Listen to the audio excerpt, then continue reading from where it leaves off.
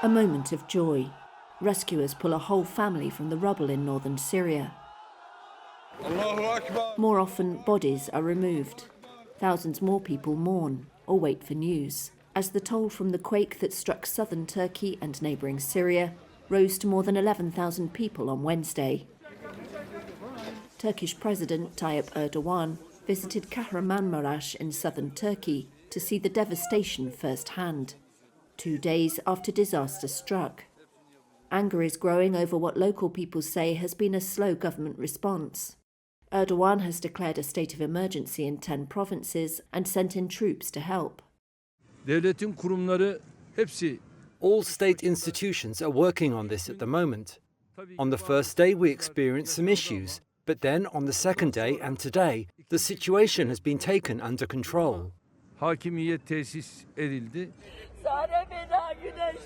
A traumatic search at this nearby sports hall, as survivors step among rows of bodies, examining them one by one.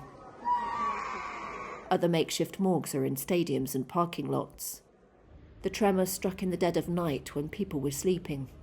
Hundreds of collapsed buildings have become tombs, and the toll is expected to rise.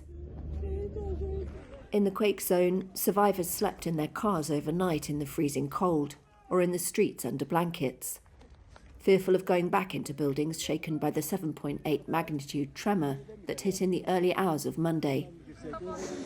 Families destroyed or torn apart.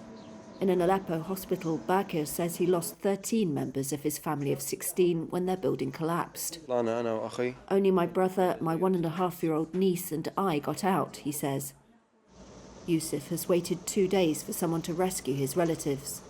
His father, mother, sister and her son are under this rubble on an Aleppo street. I talked to them and heard their voice, but unfortunately, as you can see here, they're very slow at work and they don't have enough equipment. Aid officials voice particular concern about the situation in Syria. Humanitarian needs are now greater than at any point since a war broke out that has partitioned the nation and is complicating relief efforts. Residents in Syrian government-held territory contacted by phone have described the authorities' response as slow, with some areas receiving more help than others.